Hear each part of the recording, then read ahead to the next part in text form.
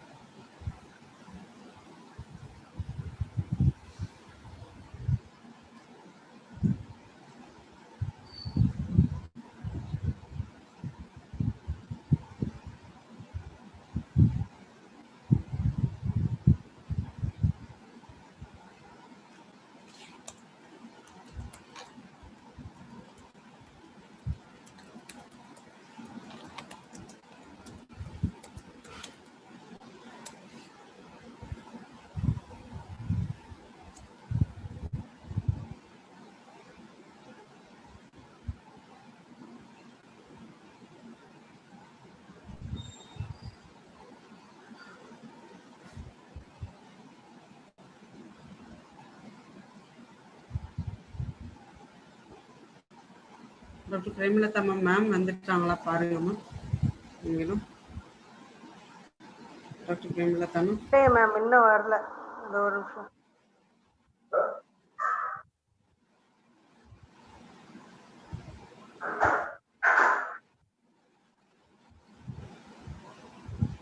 இல்ல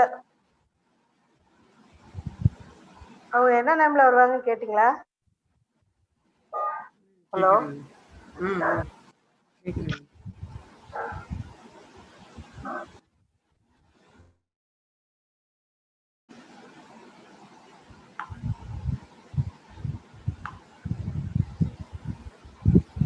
மெசேஜ் போட்டு சர்டிஃபிகேட் வரல சரி என்ன சொல்லுங்க.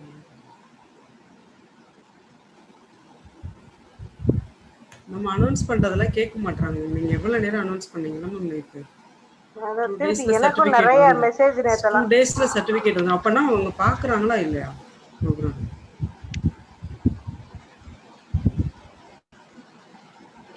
எவ்வளோ நம்பர்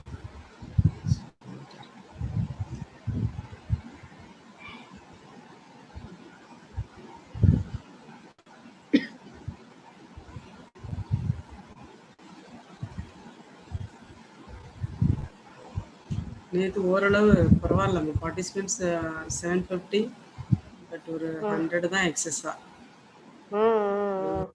கரெக்டாக 8 o'clock ரெஸ்பான்ஸ் க்ளோஸ் பண்ணிட்டோம். அதாவது பார்ட்டிசிபேட் பண்ணவங்க வரைக்கும் கரெக்டாக ஃபீட்பேக் ஃபார்ம் ஃபில்அப் பண்ணிட்டாங்க. ஒன்றும் ப்ராப்ளம். ஏன்னா அவங்க ஃபுல்லாக இருக்காங்க, எப்படின்னா ஃபில்அப் பண்ணிட்டு தான் வெளியில் போகிறாங்க. ஆமாம், அதுக்கப்புறம் ஃப்ரீயாக கேட்குறவங்க அதுக்கப்புறம் இவங்க வந்து பாஸ் பண்ணி அவங்க நினச்ச நேரத்துக்கு போடுறவங்க அவங்களால தான் நிறையா பண்ண முடியும். இல்லைன்னா 1800 அந்த மாதிரி இருந்தது. இது கரெக்டாக இருந்தது, ஓரளவு பரவாயில்ல. இது மாதிரி தான் பண்ணிடுது. ஸோ நேற்று மட்டும்தான் கொஞ்சம் டீசன்ட் பண்ணணும். இந்த நாள் வரைக்கும் முடிஞ்சிருச்சு மேம். உங்களுக்கு வந்துருச்சா மேம்? செக் பண்ணிட்டீங்களா? வந்துருச்சு மேம், அனுப்புனேன் மார்னிங். 22லாம் வரல. 22, 23லாம் முடிச்சிட்டேன் மேம். நேற்று மட்டும்தான் 23 தான் எனக்கு வந்துருச்சு. 22 வரல. 23, 24லாம் வந்துருச்சு. 22லாம் ரீசன் பண்ணி முடிச்சிட்டேன். 22 முடிச்சிட்டேன், 23 முடிச்சிட்டேன். நேற்று மட்டும்தான் 50% பேலன்ஸ். இது எல்லாம் ஓவர். அவங்களுக்கு ஃபோன் பண்றீங்களா திருப்பி? போடுறேன் மேம்.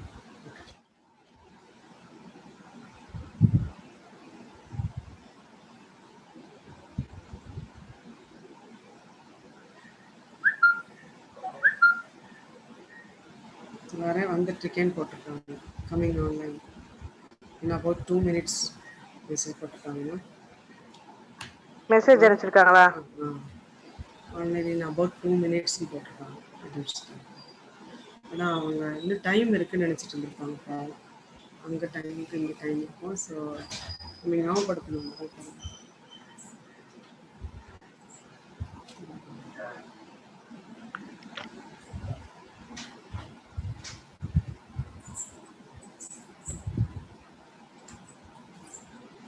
அவங்களோட நேமில் தான் மேம் வரும். சரி மேம். டாக்டர் ஆனிஸ். ஓகே.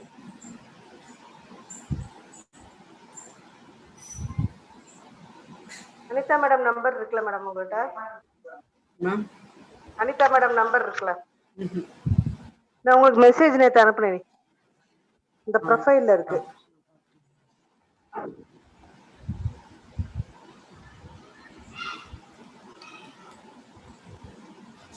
அந்த ப்ரொஃபைல்ல இருக்கு.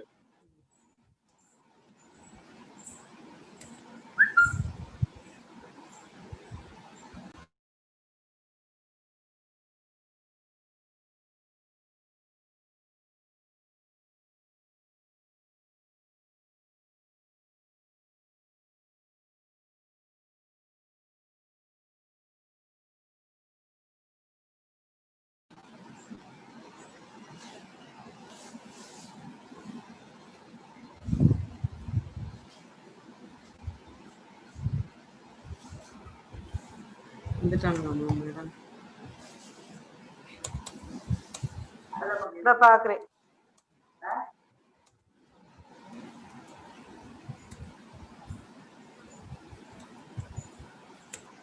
இல்ல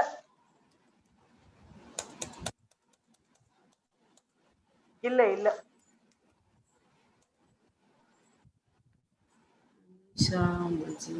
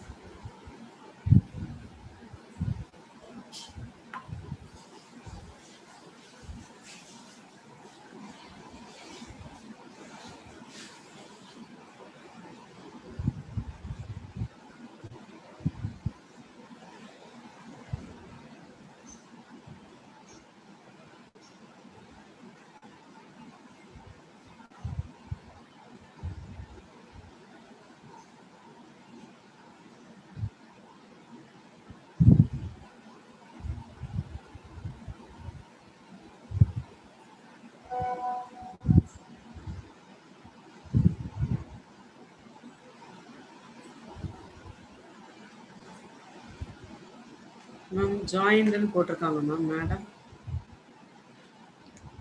டாக்டர் பிரேமலதா மேம்.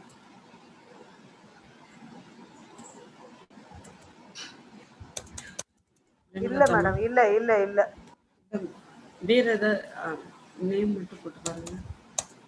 இல்ல நேம் போட்டு பாருங்க. இருக்காங்க. இல்ல அவங்க என் வாட் நேம் கேளுங்க. இருக்காங்க மேம். டாக்டர் அனிசா முகமது. ஓ டிஆர்ல இருக்காங்களா? Doctor original doctor ma'am. Good evening ma'am. உங்க mute button. Yes. Good evening ma'am. I welcome you. வணக்கம். மியூட் பட்டன் ஆன்ல இருக்கா? ஆன்ல இருக்கு. ஆன்ல தான் இருக்கு. நீங்க நீங்க நீங்க ஆன் பண்ணுங்க மேம். ஒரு நிமிஷம். ஓ நம்ம வாய்ஸ் அவங்களுக்கு கேட்கலையா?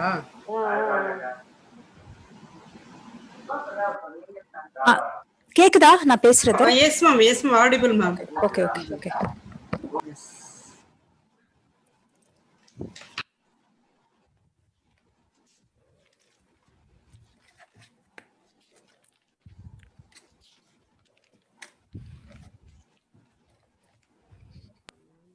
Ma'am, are you able to hear? I'm able to hear. Yes, ma'am. Yes, ma'am. Premalatha ma'am Subramanian sir வந்தாங்கன்னா பேனலிஸ்ட் ஸ்டார்ட் பண்ணிடுங்க. Okay. சரிங்க மேம், நான் ஆட் பண்ணிடுறேன்.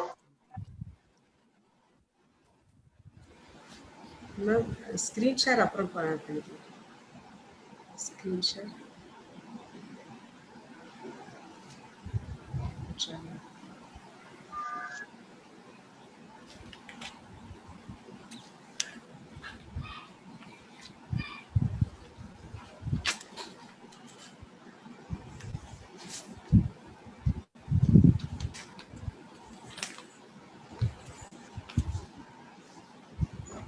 சுப்பிரமணியன் சார் வரலையே மேம்? இல்ல வருவாங்க.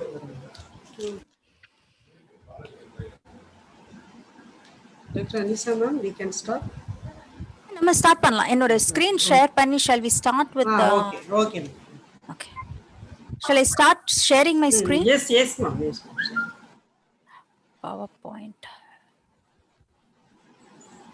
Okay, ma'am. ஒரு நிமிஷம். I have to do my F5. No, ஒரு நிமிஷம். Slide show. Play from the start. Screen தெரியுதா? தெரியுது மேடம், தெரியுது. ஓகே. இப்போ நான் பேசுறது எல்லாருக்குமே கேக்குமா? Okay. Because இன்னைக்கு நம்ம we are going to do in English, isn't it? Yes, ma'am. Yes. It's an international webinar, ma'am. Yes, ma'am. Okay. Because I can see more than 300 people going. Yes, ma'am. YouTube. Ma'am, after 10 minutes, you can see 500 participants. 500. Okay. Yes. Okay.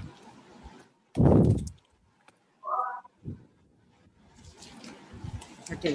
So correct enough. When we can start, you tell me, I will start. Okay. You can start. Very good evening to you all. It's a great honor and an immense pleasure for me to welcome you all for this one-day international webinar on overcoming stress in personal and professional life. First, I express my wholehearted and extend my gratitude to our patron, Honorable Vice Chancellor Professor N. Panjanatham Sir, Tamil Nadu Teachers Education University, Chennai, for his constant encouragement and support, motivation and guidance for making our programs in a grand success. Thank you, sir. Next, I extend my gratitude to our co-patron, most respected registrar, Professor V. Balakrishnan Sir, TNTU, Chennai. Without your guidance and motivation, these programs would not have been possible. We shall be eternally grateful to you, sir, for your valuable guidance and support. Thank you, sir. Next, I express my gratitude to our convener, most respected Professor M. Govindan, Dean of Faculty, Controller of Examinations, Head of the Department of Educational Psychology, Tamil Nadu Teachers Education University, Chennai, for his valuable support and helped our team to reach the top and achieve the goal. Thank you, sir.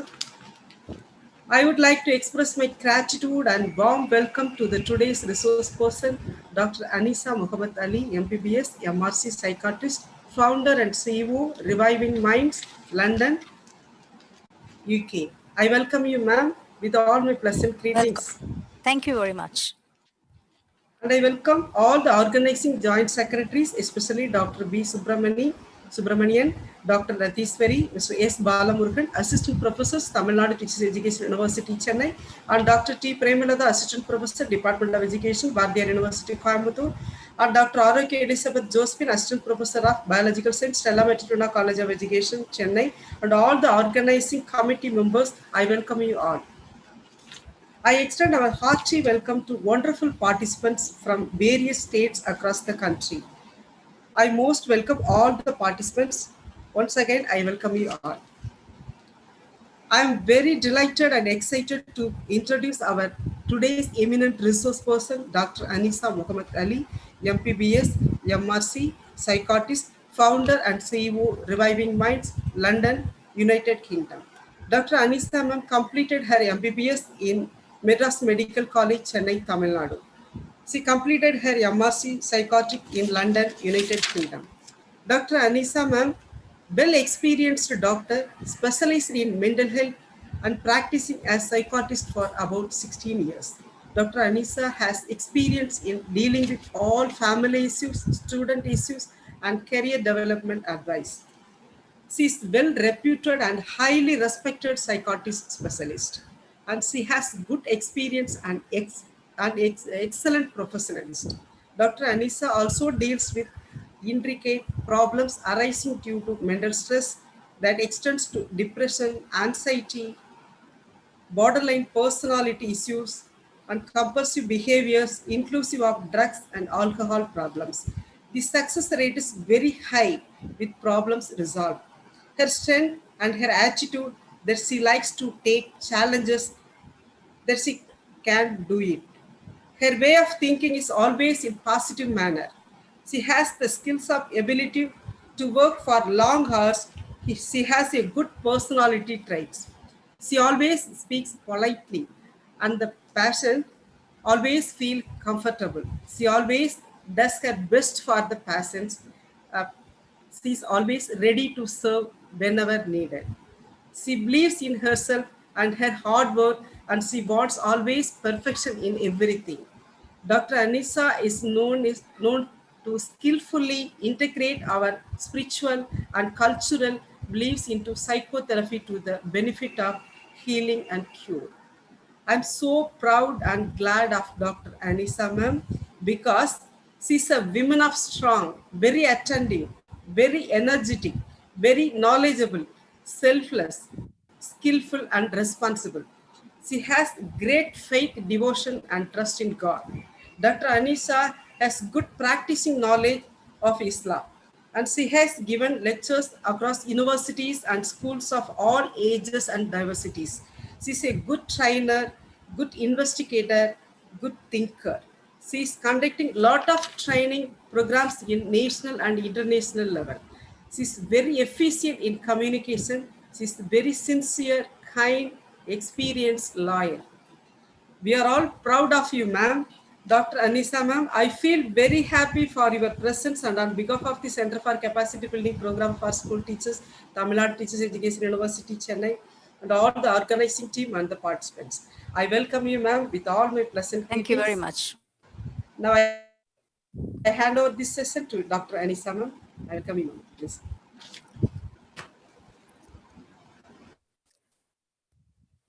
Okay. Shall I start? Yeah, okay. Okay. Yes, ma'am, yes, ma'am. In the name of God, most gracious, most merciful,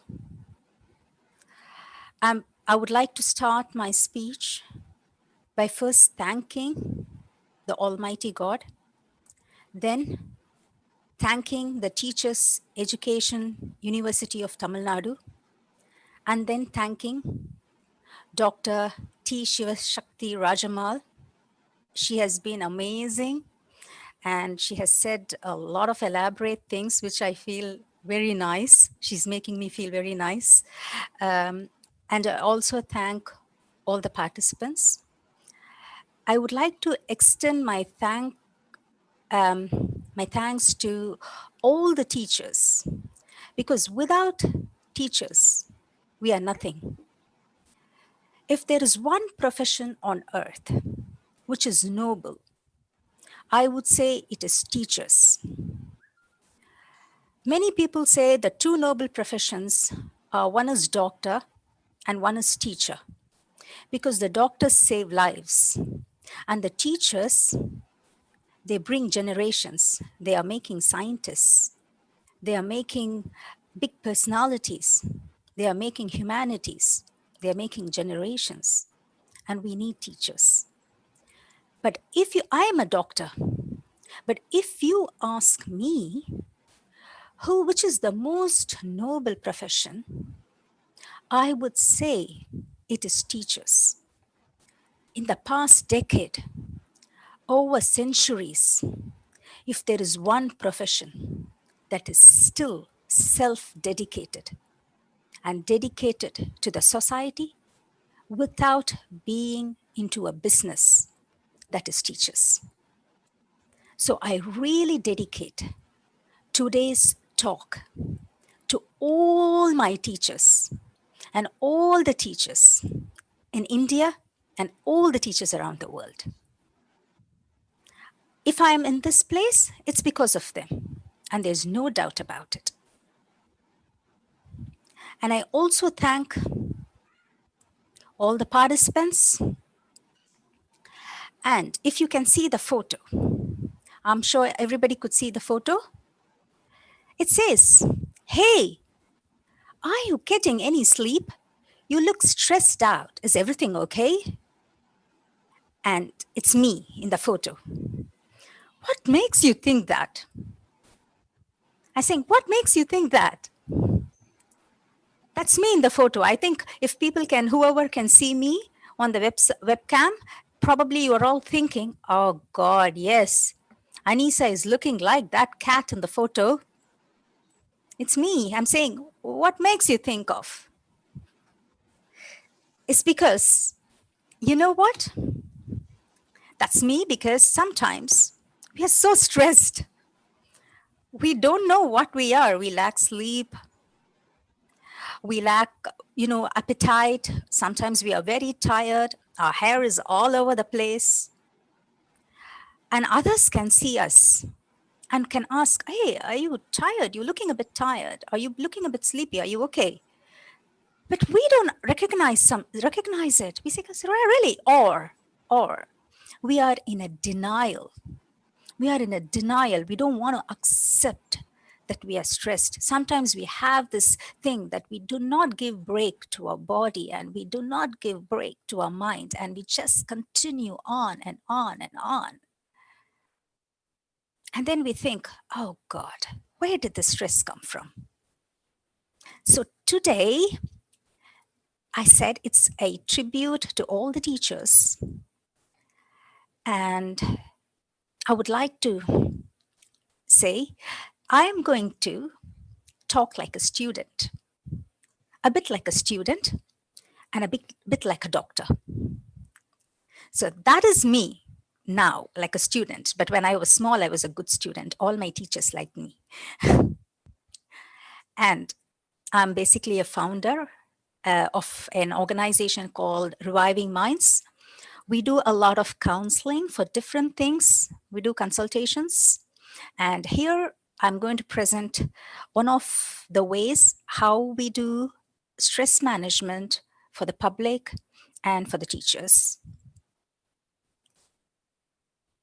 So going into, and I thought about this stress management, and I thought to myself, well, everybody is coming here to learn something about stress, how to manage. You might have been going to a lot more of educational activities.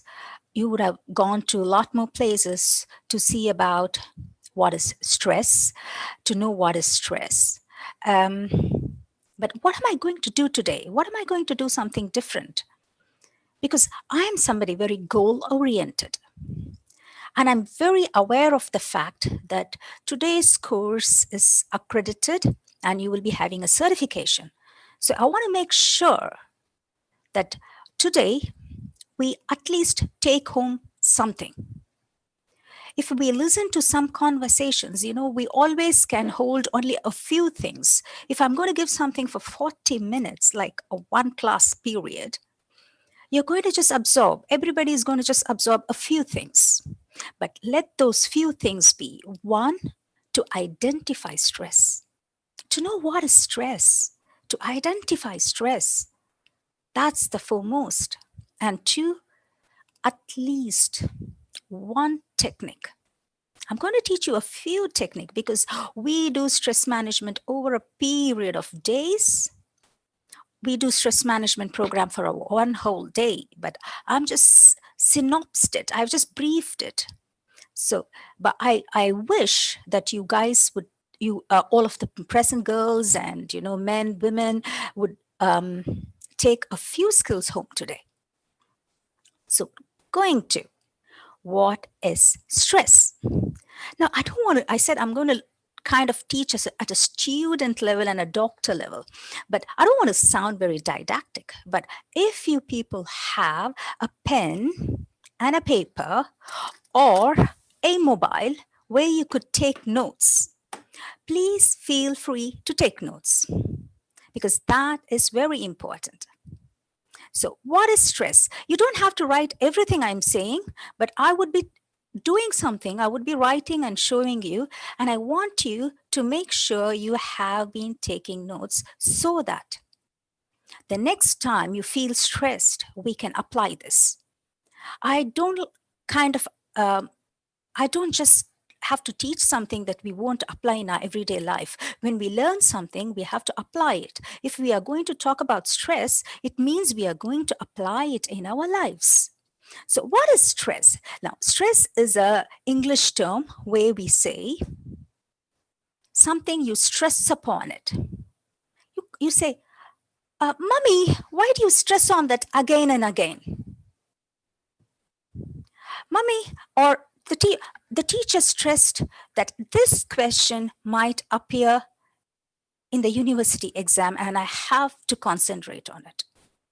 So, stressing is something that you stress upon a natural course of action. Our life itself is a natural course of action. So, stress started out to be something that you stress upon in our everyday lives. We get up in the morning and we start getting ready for our work, or we start getting ready to get our partners to work, our spouses to work, or our children to the school. And then we have to go to work, or, different things. It starts from there, getting up in the morning and going to night. It's a normal course of life, but some things is quite stressing because it gets a bit difficult. So what it is, how are we going to manage it? But nowadays, you find that so many things have changed in life. This whole world has become so mechanical. It's so mechanical. And then you think, oh gosh, we are just like machines working day and night. Stress once upon a time used to be only from morning till evening. Oh, the minute I get up, I'm having stress. And the minute I go to sleep, God's sake. But now we can't even say that because our whole sleep pattern is disturbed. Even our sleep is disturbed. Our sleep is stressed, unfortunately. And stress is no more holding a pattern only on the natural discourse of life, but it has become everything. In short, our life has become stress. So, what do we do about it? This is how it is. It's full of stress. Full of stress. We think, what we should have? We should have like this. Probably if we have 8 hands around us, maybe we can do a lot more things. Can't we? Can we or can't we? Actually, can't. You can do something physically that's stressing you. Maybe you have to do a lot of work you can do with 10 hands. What about the heart? What about the emotional stress that we are going through? What about the psychological stress that we have in our minds that we are suffering from inside? And there's a lot of stress that we can't even speak to anybody. And there's a lot of stress just we alone know. What are we going to do about it? And what about the stress of finance? The money problem? How many things we can hold? How many things can we hold? It's so difficult. It's so difficult. So what you have to do is, now I'm going to do, I am a very practical person and I teach techniques. So what you have to do is have a pencil and a paper. You don't have to do it now, but I'm just going to teach you some of the techniques. You're going to draw. Oh, sorry about this. Where is my.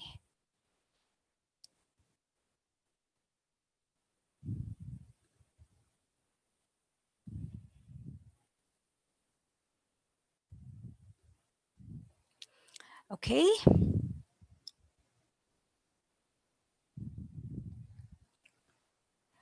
You have to draw lines and tell me. Oh, now you're going to see my doctor writing stress, and you're going to do disruptive stress and non-disruptive stress. And you're going to do 1, 2, 3, 4, 5. Rather, what I want you to do is you have to think when people come to me, they say, Doctor, I'm very stressed. I'm very stressed. And I say, what is stressing you? And they would say, I'm having a lot of palpitations. I can't breathe properly. Sometimes I'm having headache. So when I get stressed, I shout at my friends. Today I shout at my colleague. Today I shout at my worker. I went home and me and my wife had a problem. Me and my husband had a problem. And teachers, I have heard teachers telling, it's so difficult to manage so many problems at home. And there's so many problems that can make them tear, but holding everything and then going to school and dedicating for other kids' life and then coming back home and you find your children, not doing the correct things, then you just pour your emotions out them. We shout at the children. So there's so many stresses, but all of this are manifestations of the stress. You're having stress, so you're doing it. But what is your stress? You got to write all the stresses down. 1, 2, 3, 4. At least write 5 of. You can even write 3, or you can just write 2 stresses. What is that one thing that is very stressful to you? Remember that. What is that one thing you want to change so that you won't have stress? You got to sit down, think, and write. Nowadays people, they don't want to write for some reasons, but they always say pen is mightier than sword. They say to change the world we need pen, but it starts from ourselves. To change ourselves we need pen. Pen is such a strong thing. It's a very, very strong thing. So I want you to just think, go home and think, what is that one thing? If I want to change in my life, what is that stress? 1, then 2, then 3, then 4, then 5. Then what you have to do is allocate between disruptive and non-disruptive stress. Non-disruptive stress is something that is part and parcel of your life. Some people might say, oh, the morning time when I have to pack for my children and I have to pack for myself, that is the biggest stress. Write it down. That is a normal stress, non-disruptive stress. A disruptive stress is something happened to your relative. A relative died. Or COVID. It has disrupted the schools, the education systems, the colleges. We are not even able to shop. We are not going to go out. It's disrupted our whole life. So it's disrupted. So we have to write disrupted. So we will have about 5 things. Then what you have to do, these are tables that you have to know. And this is what we do. Once you start to write these tables, you know that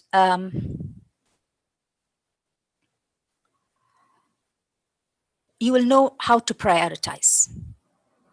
Then I'm doing a lot more table now. I'm very sorry. I have to do this drawing, which is like a doctor's handwriting. My handwriting in real is really, trust me, it's good. I have a very good handwriting, but here I'm afraid. So now what you have to do, 2 more of tabular columns. One is for disruptive, and the other one is for non-disruptive. Okay, what is that? You know, sometimes we think about stress. Now we have to know there are some stress we have control over, and we have some stress that we do not have any control over. We don't have any control over. It is not in us. If somebody has got cancer, it is not in the control of them. If somebody has got heart attack, it is not in control of them. So you have to know it is a disruptive or a non-disruptive, and then do a table again. And know you. What is the reason I'm asking you to do? We have to know ourselves. You know, once upon a time, I think we all know it. You go to people who talk about personality development, or even some spiritual leaders like gurujis and stuff. They will ask you, who are you? And I would say, I'm Anisa. He said, no, that is your name. Who are you? And I'm like, oh God, what are they asking me? And I'm like, I'm a doctor. No, that's your profession. Who are you? And I'm like, please forgive me. I really don't know the answer. So, you have to know ourselves. You know, knowledge is the best cure. If you know ourselves, we have to know ourselves. Our priorities is different from others. Our pain is different from others. What gives pain for us does not give pain for others. What gives pain for others does not give pain for us. So we have to know, prioritize and write, control and not in control. You have to prioritize. First, you write 5 things. Say, for example,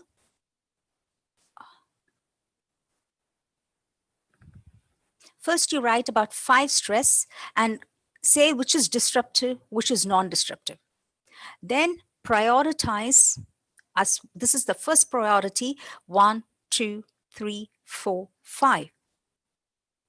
If you do what I'm saying, you will, after a few years, even if you forget, your heart will bless me, your mind will bless me. Honestly, I have this experience because it really works. And then you write, do you have control over it or do you not have control over it? And put a box and write it. Sometimes, it feels like, say, not disruptive, not in control over it. For example, COVID. I'm writing COVID because to me it was specified that sometimes COVID is so disruptive and there is so much fear. Sometimes there is fear. So, this is disruptive as well as that is not in our control. We can't do anything about it. We really can't do anything about it. Having said that, is it something so we have to give up? Is that something that we have to fear? No. Solutions are there, but that's the next stage. We can wear a mask. Your brain will start thinking about, once you start writing it down in tables like this, your brain will start to think solutions on its own. And that's what we see. Now, the good news. We always say, as soon as we see the stress, we say, oh my God, stress is such a horrible thing. But do you know something? Stress is good. If we all believe in God, we will say, okay, God knows when He's going to create us, there's going to be a lot of stress. So He developed some systems in our body so that it will make stress good. If we don't believe in God or we are too much of a scientific person, We believe in what is called as natural choice. When the nature has chosen human, it made sure that stress is an integral part of our body system. That is, no gain without pain. And that is a natural rule. No gain without pain. So what it is, as you could see, this is called as the Elks-Dodson law. That is, if you have stress in doing certain things, your performance actually increases. If you have stress, actually what? Your performance actually increases. You work on a project, you have to work hard. You want to get through neat, you have to work hard. You want to prepare for a class, we have to work hard. There should be a level of stress, some chemicals that our body produces. And that should be there. If the athlete has to run and win the match or win the race, there should be some stress, a driving force. That is the driving force. And we need it. So it is proven and it is evidence-based that we need stress to achieve a lot in life.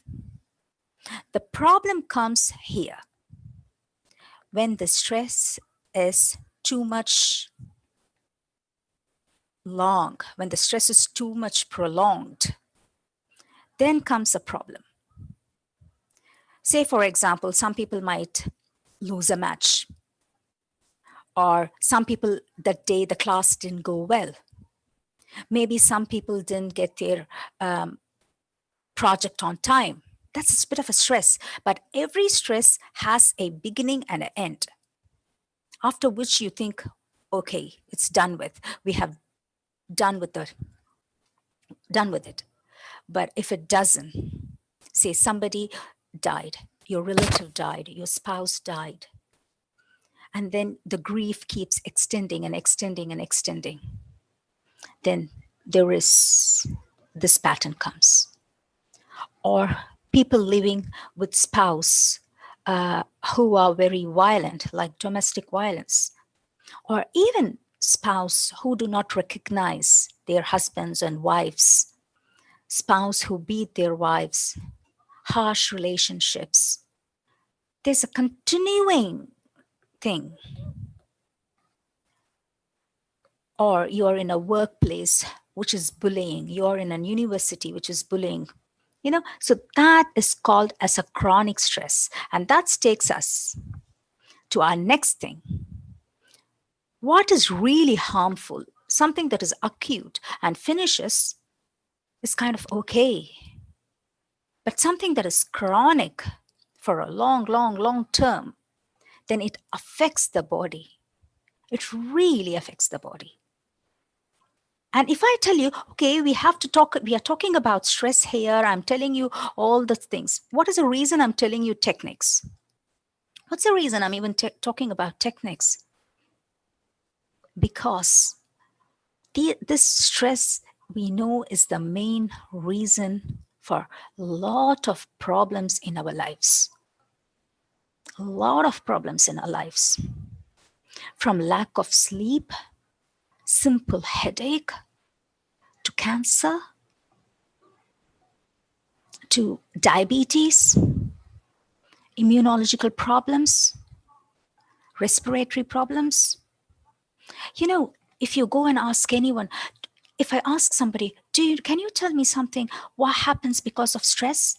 And they will immediately point out this point of a body, which is heart. And they'll say it causes heart attack. Nowadays, even kids know it causes heart attack. It causes high blood sugar, hormone imbalances. It causes something called as IBS, irritable bowel syndrome. Some people, when they have exams, they go for toilet often. They have to use the restroom often, So irritable bowel syndrome, but it weakens the immunity. The reason that people who have stress are very much prone to infection. For example, COVID. More stressed people, more old age, more stressed people are more prone to getting COVID than less stressed people and young people. It's because of the immunity system. That's the reason we say it is there, but we have no control over it. We have measures what we could do and take care of ourselves, our family, our neighborhood. So I think by making it less stressful, there's more opportunities that we won't get COVID. So things like this. However, I'm going to teach you something, but don't use it to ask doctors, because sometimes if doctors don't know, then you are in trouble. You have to just know what is the reason that stress is affecting us. What is the reason it's like affecting different parts of the body, all over. And we don't know something. We are missing something here. Is this part the brain? It's the brain. The stress is coming from the brain. It's the brain that recognizes. In one word, if you have to know, if anybody knows which part of the brain is the reason for this stress.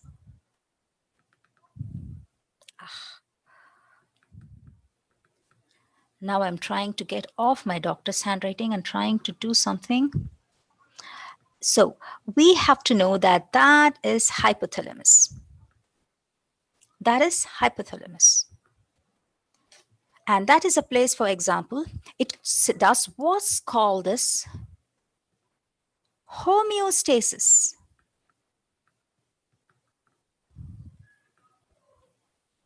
It's called as homeostasis. What is homeostasis?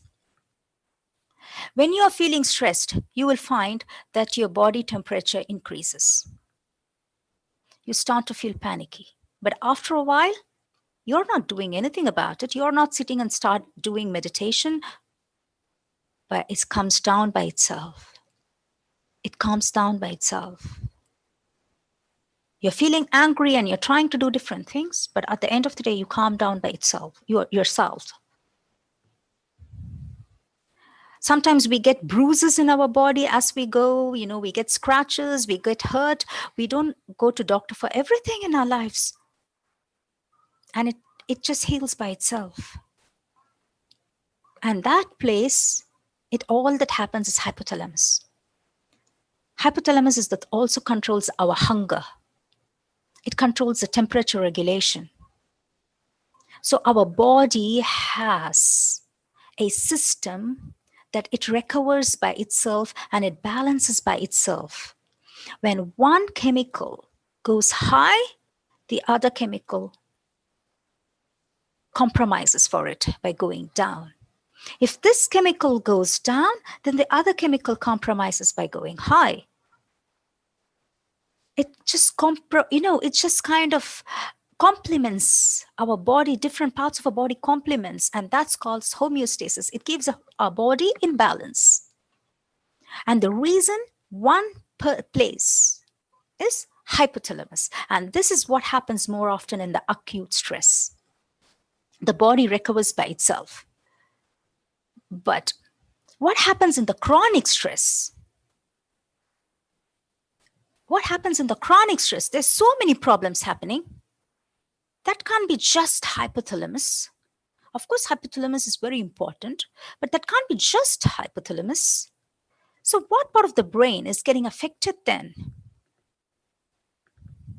And if anyone have to know, there are a lot of things, chemicals that causes this. But one chemical which is called as stress hormone is cortisol. You all want to know some fancy terms today, then you have to know that's cortisol. We have other things as well, like noradrenaline. And noradrenaline increases performance. You know, when I say certain stress increases performance, that's noradrenaline. And of course, cortisol as well. So what happens? What is this called as? This is the thing that happens. It's called as hypothalamus pituitary adrenaline axis. That is, hypothalamus is one part inside our brain. Pituitary is another gland inside our brain. And adrenaline is another gland above the kidney. Okay, adrenal glands. So this gets affected and it gives a lot of hormones, and therefore you find there are a lot of hormone imbalances, and it kind of starts affecting across the whole body. It kind of across, anything can happen in any part of the body. And it's very important to know about ourselves, and it gets completely disbalanced. And that's something we have to know. So sometimes it's better that we know, so we know, okay, acute stress, chronic stress, when we're having some kind of a acute stress in our lives, just to think, okay, relax. It's an acute stress. And we know what is a chronic stress. And you can tell me, oh, I'm actually in a very bad relationship. It's a very chronic stress. Or sometimes some parents or, some teachers, actually, to be honest, teaching job is not easy, because I know some teachers have to teach for students having learning disability, or students having some kind of pervasive disorders, for example, autism. It's not easy. They get trained, but they never have what is called as counseling. It's always good, the teachers also have some kind of a group counseling to let out things, to seek help. So that's actually a chronic stress. If some teachers are working with challenging kids, there's always a few kids who are challenging. There are always a few students in the university who are challenging. But if you have to really work with them, a lot of kids who are challenging, then actually that's kind of a stress. We have to know what to do. So going to it, what is the first step? What is the first step that we have to do if you know that, what is the first step, do you think? We have been discussing all this time. What is the first step? The first step is to know that we are stressed. That is my first one. The cat? Just remember that cat. Sometimes we don't know. We come to know that we are stressed very at the fag end, or we are in a denial. But if we know what is stress, to identify the stress immediately, oh God, this is stress. Your body gets tired. You're working throughout. You're doing a lot of hard work and your body is really tired and your eyes are feeling a bit sore, but you still continue. No, just give a gap, about 5 minutes, 10 minutes. You're going to work every day, but you haven't got good sleep and you're feeling tired at work every day. And you think, no, I will put up with it. My body will recover itself. No, it wouldn't. It's a bit of a hard work. You should know that is a symbol of stress. You're having headache every day and you're starting to feel a bit not interested in things that you were already interested in. Your hobbies are no more interesting to you. You just feel like, And then you have to know that is the time your mind gets stressed. All this time we have been talking about the body. We are saying, everything has a body. But what about the mind? Actually, hypothalamus is in the brain. Pituitary gland is in the brain. So what about the mind? Does it not get affected? Actually, our mind has a homeostasis and a defense mechanism that is very strong than the body. And that's the truth. However, mind does get affected, and I will come to it. Identification. That's the often missed step. We do not know. We only go to the doctor and say, oh, I'm having palpitation, I'm having sweating, I'm having this, I'm having that. And the doctors ask, how long have you been having? I've been having this for 3 months. Oh, you've been having this for 3 months. And you didn't know when you started doing that first week itself that you were actually getting stressed. And you could have come and seen me at that time. It's okay. At least you came now. And also there's another thing about stress. I always do this. Especially, for teachers, people, for everybody. It actually helps for everybody. Even for household women, it helps. 3 boxes. And to know, 1 is work, or for teachers, it is school, then home, and then your social circle.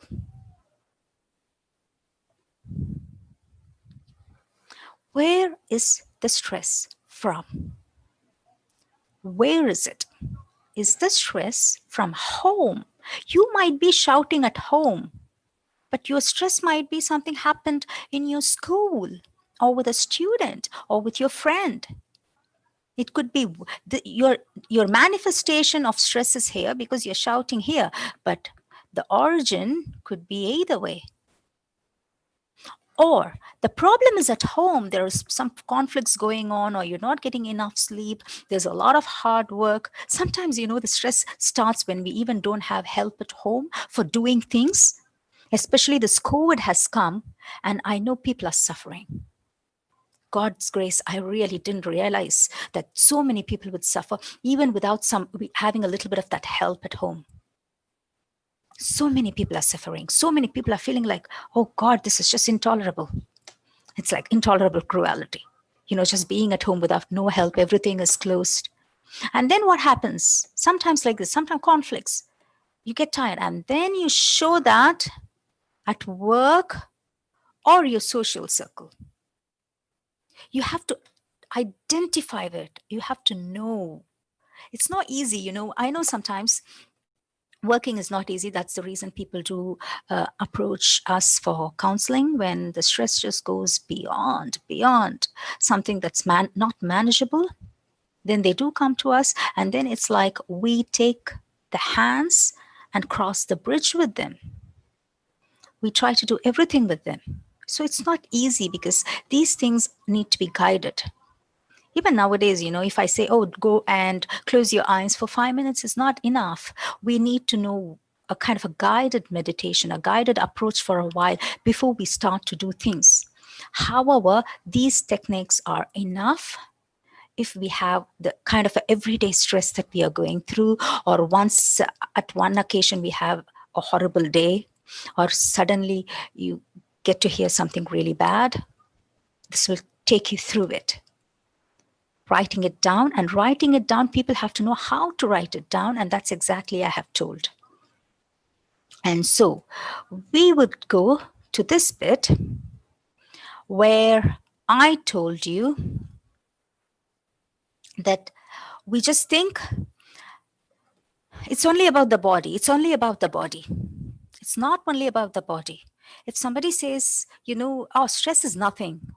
Stress is nothing we can handle by themselves. Tell them this is called ICD-10, International Classification of Diseases, version 10 from 2010. And you can see the first one is infectious diseases.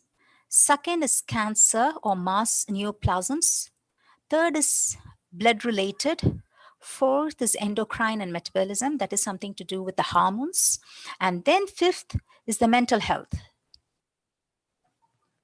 The fifth is the mental health. Mental health is very common.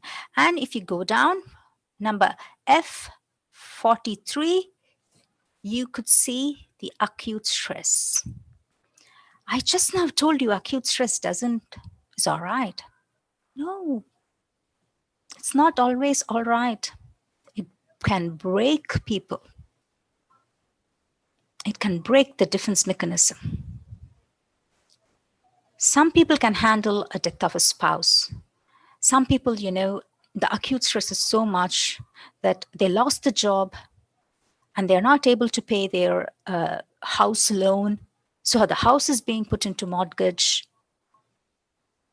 And then there is a problem at home because he or she is not able to provide family.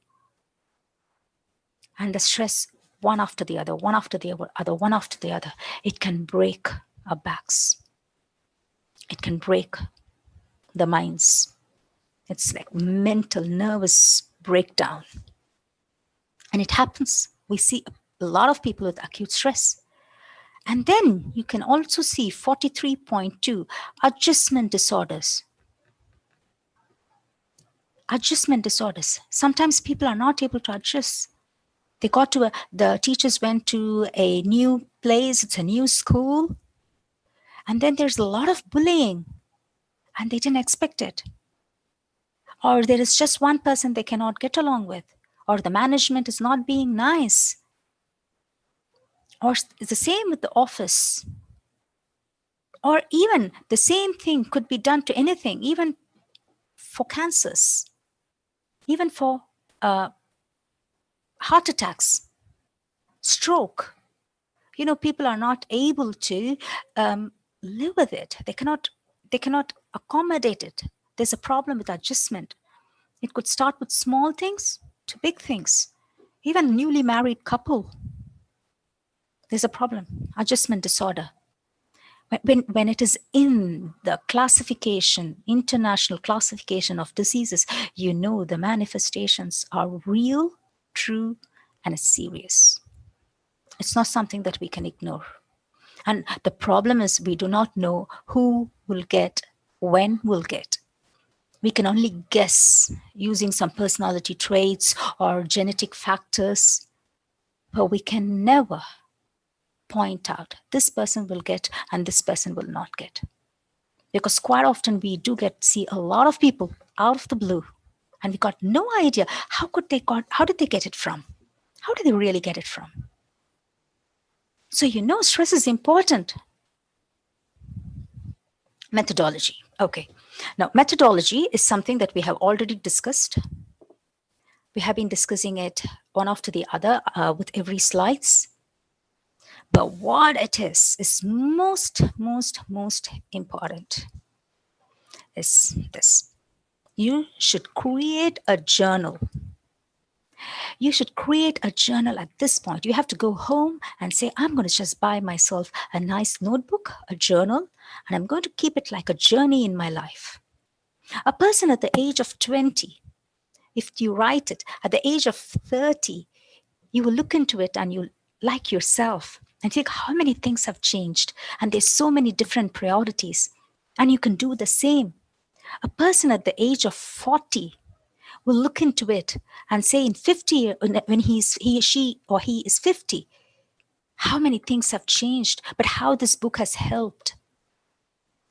A person at the age of 60, when they write it, when they are 65, 70, they know it's like a companion. This journal is like a companion. And you don't have to show to anyone. It's just for yourself. It's just between you and the journal, like a friend. You're going to be honest. You're going to critique yourself in it. Because sometimes, you fight with somebody or you do something wrong to someone. You will not accept to others that you did a wrong thing. But you know it. And you have to write it down. It was my mistake, actually. What do I do about it? Now I'm getting stressed, but what can I do next time? So the quick tips.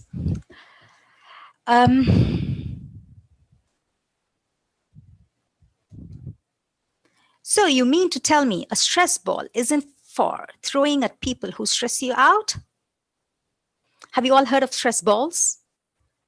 Stress balls are usually used for physiotherapy purposes to do with the hands. They give a stress ball so that you can just play with it. So it's like a physiotherapy. And they give this for different purposes, for different kind of health issues.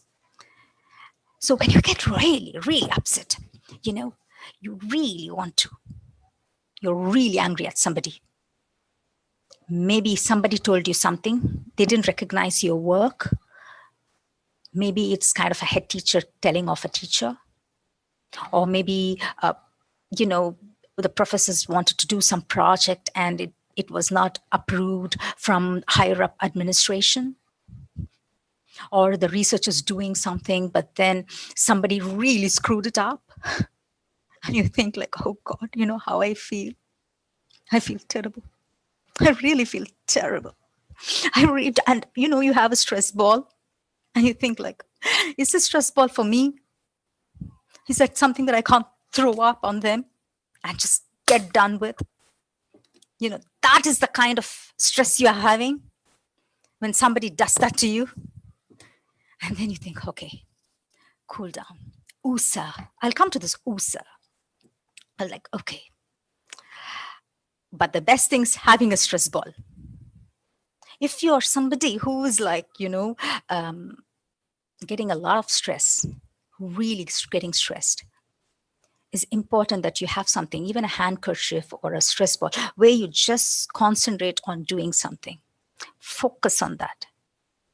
So when somebody does something, you respond to the situation, and then you don't go, somebody's pulling you into a fight, somebody has disappointed you, somebody has said something, but if you have to say the right words, you can't tell anything different because your job will be sacked off or you will be in great trouble. Then you just look at your ball, stress ball,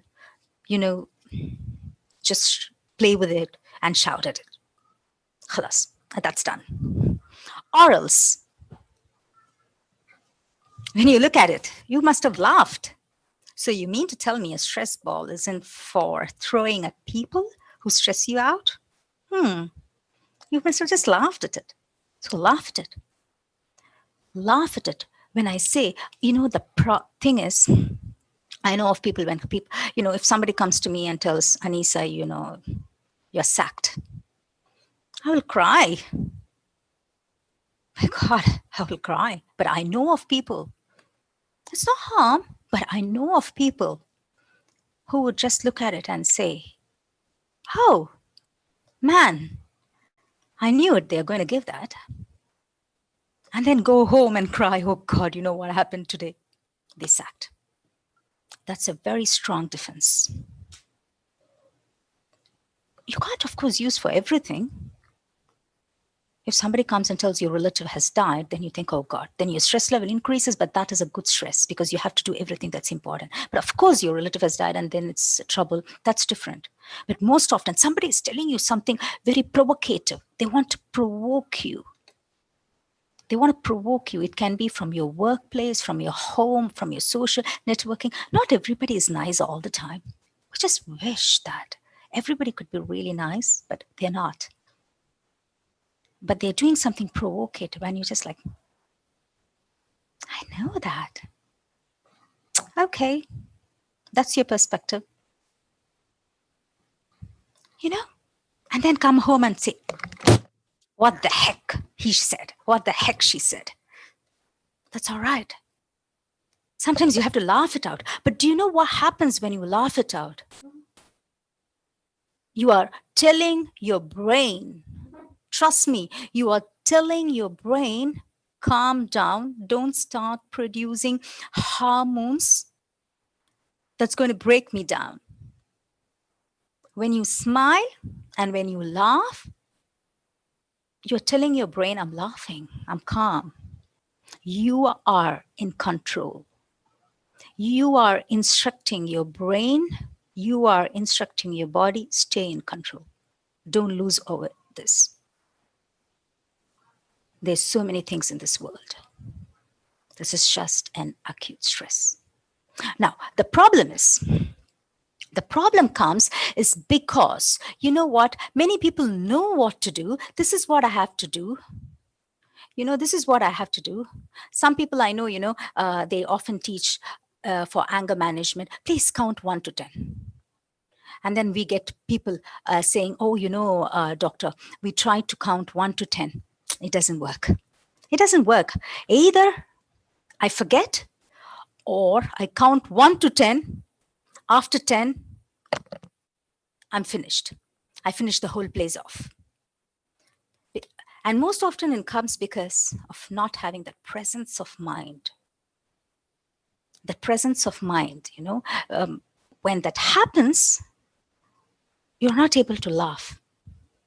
When that happens, you're not able to look for your stress ball or a handkerchief or something which you have developed a kind of a habit where you can, or many people, I'm telling you, you have a journal. You can have like a handbook journal where you could just go and start scribbling on it. Rather than telling outside, you can scribble your mind to yourself that nobody else would know. Either you can scribble on a book like this or a paper and tear it off, doesn't matter. It doesn't need to tear it off. You have to see it later. I don't recommend tearing off unless it has a problem that somebody else would see. Or it is some kind of a nonsense you want to write some swear words, But it's always better to have it later so that you can transfer the ideas to your journal and then you can do whatever you want. You can tear it. So that's what it is. You have to have that presence of mind. And that presence of mind don't actually come as such until and unless you have practiced that for a long time. You have to start practicing at home. You have to start practicing with your friends. Or even when you're at home, just smiling, looking into the jokes, or taking a journal every day. If you develop the habit of writing, then yes, you will remember that then. If you develop the habit of smiling, you will develop it then. It's possible. However, we have something. That's what I'm saying. We have to develop something regular, both at home and work. A technique that could make you smile sometimes. It's not necessarily stress ball, throw ball, handball. It could be some other technique that makes you smile, or a technique that you can remember at that moment because it doesn't need to have a presence of mind. A technique that is easy and accessible at any given situation. Kind of a technique. And that technique is USA. Have you seen this? Have you seen this technique? USA. It's actually the USA technique, or a similar techniques like USA was there even before the film Bad Boys had come. Even before Bad Boys came. But for some reason, it became too popular when Bad Boys come. But it's really a good technique. It's really a good technique. Now you know that, you have to go and say, what is USA? What is this USA technique? You have to just, when somebody says something, you rub your ears or you rub something and say, USA. Your boss has scolded you. You just come and say, I will get a moment one day. USA. That's USA. Just come home at USA. You do not know how much, when your own body, these things look like, might be, a bit funny. I'm telling it because it has to be funny. Something that makes you smile. I have to make you smile when you're stressed. You got to smile when you're stressed to order your body and to get your control. You don't always find somebody coming and tapping you on your cheek and saying, oh, you sweetie, oh, you darling, oh, you're going through such moments. I wish I can support you. It's very unfortunate nowadays in this current world situations. We are the only one who have to take care of ourselves first. In fact, we have a lot of dependents who we have to take care of. So we have to pamper ourselves. We have to touch ourselves. We have to say, okay, I will touch myself and say, USA, USA. You can see a lot of ladies doing this USA differently. That's a really good thing. You can do a lot of things. I don't want to be teaching all the techniques. I'm sure you would remember a few techniques, but if you follow those, that would be good. And then living in the moment. We cannot finish a stress without saying this: to live in the moment. That's called mindfulness. Okay, I'm going to just go into mindfulness a little bit deeper. Oh, I have just added this one, reflections. This is something, that's just quick, when you have any trouble in life, or you did something wrong, or not just necessarily wrong, something didn't go to what you expected to be. You have to just write it down. Well, this happened today. What would I do differently if the same situation rises again? And then you tell, okay, and the situation will come, and you did it. You didn't do that good. It's okay. Just write it down and say, okay, next time I will improve. There are people coming and saying, whenever I go home, I start a fight with my children or with my wife. So what do? And then I say, okay, revisit, do this, do A, B, C, D, and try to help yourself. But it will come by practice. What you have developed to be as a gentleman or a lady of 30 years, 40 years, 50 years is not going to change in one night. You got to practice. So going back to mindfulness, the best moment in life is when we know for certain that this moment truly exists. The joy of it will never cease. This is actually my statement. It's because obviously all our things that I have given today is from Reviving Minds. These are things that you will not find anywhere. And people who have been attending Reviving Minds courses, taken it seriously and have done it, we have 100% success rate. Sometimes people go to the counseling and see, well, we'll see if counseling works. Sometimes it works, sometimes it doesn't. But whoever so far had come for Reviving Minds, not just for stress, for anything, we have had 100% success rate. So what is this best moment in life? Doctor, I'm going through such a swear word, worst part of my life. It's the worst hit of my life. And you're talking to me about the best moment. And I said, okay, let your whole life be like a gutter. You think the whole life is like a gutter. Let it be like gutter. But we have how many hours? We got 24 hours in a day for your life to be in gutter. Okay, don't you have half a second for yourself? I didn't say a day, I didn't say an hour, I didn't say a minute. I said the best moment, that half a second, a fraction of a second.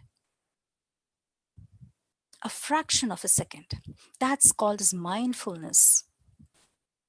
When you are having a cup of coffee or when you're drinking a tea, just when you're drinking it, just enjoying it.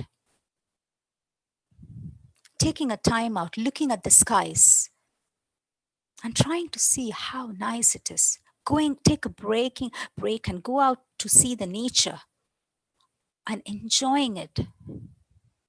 I know certain things needed guided approach, but start on your own a little bit. Start on your own a little bit and you know what I'm talking about. And you will love it.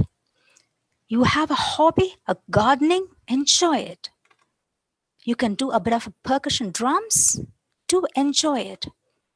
You love to do some software tools, enjoy it. You like to teach and you want to develop some new skills, enjoy it. Just a few moments.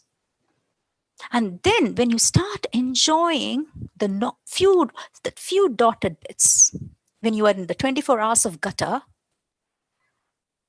you started enjoying a few seconds, then you think slowly transformation comes, where you start to feel that kind of a peace a little bit more in your life. And then you can apply that in worse times. For example, getting in a traffic jam. It's so frustrating to be in a traffic jam. And then you think, what the hell? And sometimes just say, okay, it's just not me. Everybody is in the traffic jam. Maybe there is somebody who has to go to house more urgent than me, who's also in the traffic jam. It's about this thinking. Or else, many people have different defense mechanisms. Some people play on the phone, or some people start calling their friends. Some people listen to music. What I tend to do is I do different things as well. Sometimes if it's going to be for a long time, then, if it is a nice place, I can look out and see how the nature is. Or I can start a conversation if my kids are in the car. Something really good, something interesting. Just divert it. Some of the stresses are something that we have to first accept and say, well, this belongs to non-destructive, but that we cannot control. This is non-destructive. This is a part and parcel of our life, a traffic jam, but that we don't have control over. If that really is so horrible, you have to just write it down, that as well. And you will see how things change. But the best moment, try to enjoy a few best moments for yourself. Have a few seconds and say, okay, I'm already in the gutter. If you're already in a gutter, if you're already in a flood, if you're already in a place, take time for yourself and enjoy. And then you'll see it transforms a kind of a little bit more life. Enjoy a tea, enjoy painting, enjoy something, what you like. And then this is about seeing in a positive angle. Life comprises of moments. Do we choose to live each moment or think we die each moment? Towards the span of our lives is a choice, but things aren't that straightforward. Okay, so if you go and ask a 20-year-old, they will say, oh, we are living every moment. If you ask a 30-year-old, they say we are living every moment. Even if you ask a 40-year-old, they will say we are living every moment. And if you ask a 50-year-old, they might say, we have crossed half century. What do we say now? Okay. You go to a 60-year-old and they're like, oh God. And then you go to a 70-year-old and they are like, is this girl really asking a question to make us feel better or to make us feel very depressed? And I told them, no, as far as you hold a responsibility, okay? As far as you hold a responsibility, you are living. You are not dying. You are living. If you go on the road and you cross the red light in your car fast, and you incur a fine, which means you are a responsible person, which means you are living. You're not dying. You're living. As far as you're a responsible person, you are living. We are living every moment. We are not dying. Let our living be good. But sometimes, as I said, some things are disruptive and some things are not within our control. And then we say, okay, we leave the rest to God. Or people who don't believe in God leave the rest to nature. So this actually kind of finishes my talk today. And for any consultations, advice, and counseling, that is my email. And this is our Reviving Minds WhatsApp. Feel free to contact, and it's time for questions and answers. Thank you.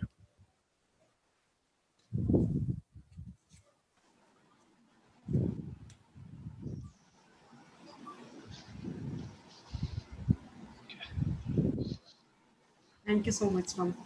Yeah, thank you.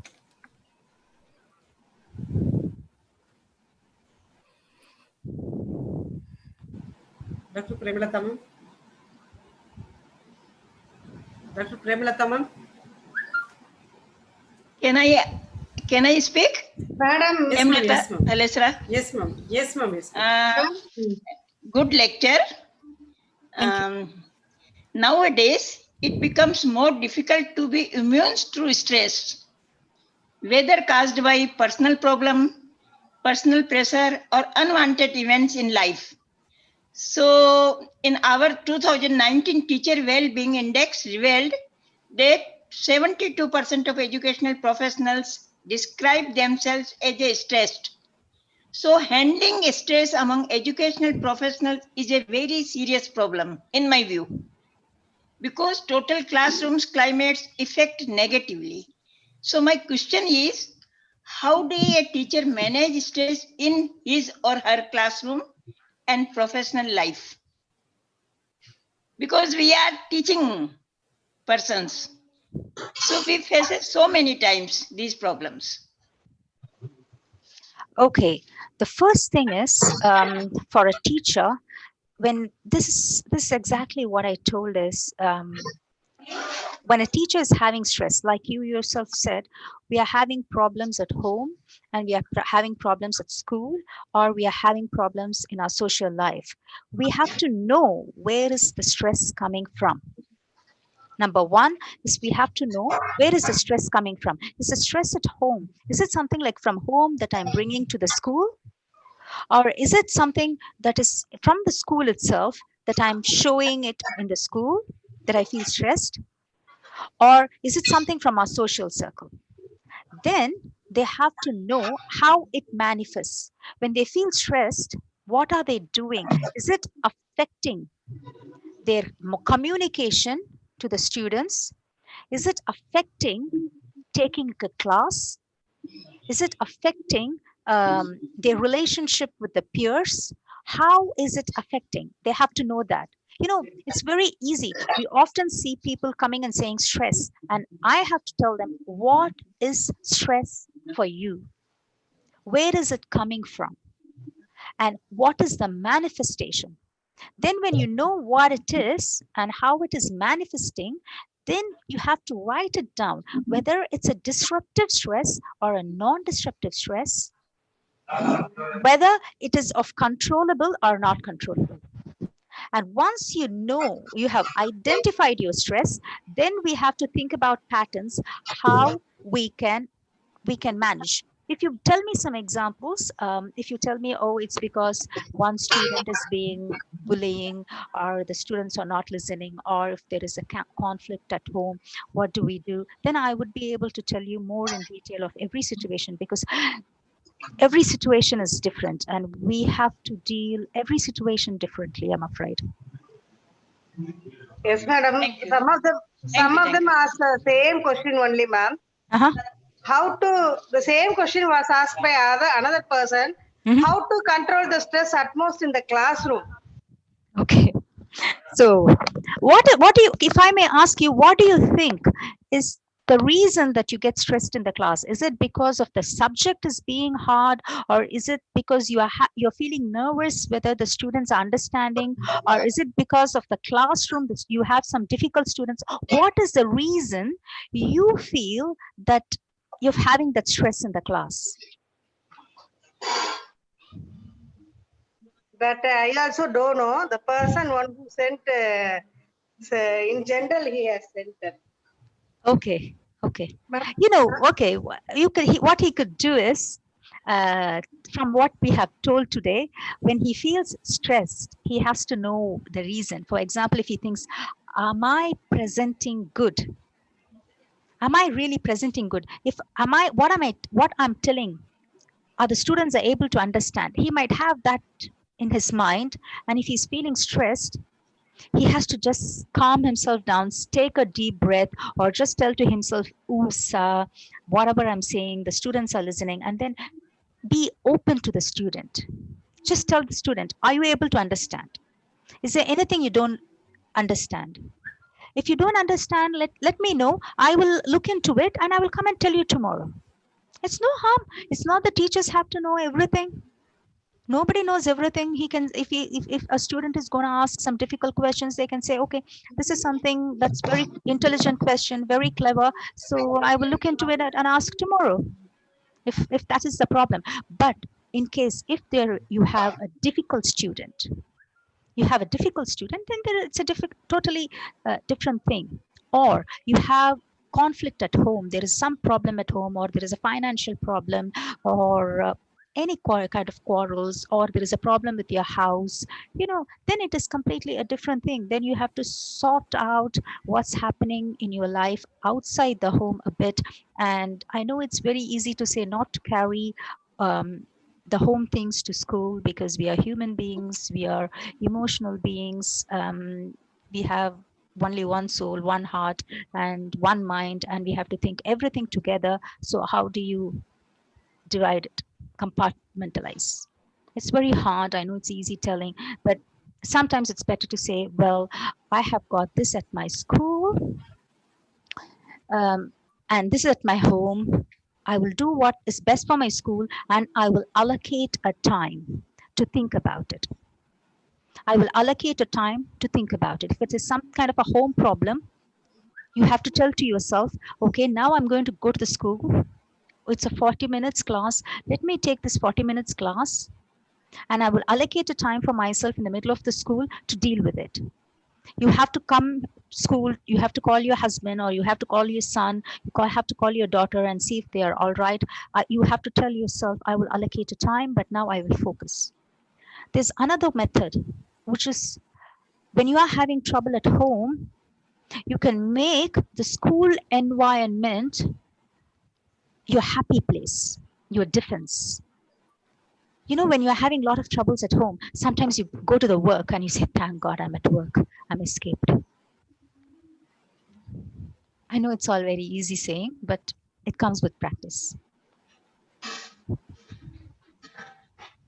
Another question related to the same thing only. This pandemic has given financial stress to us. How to deal with that?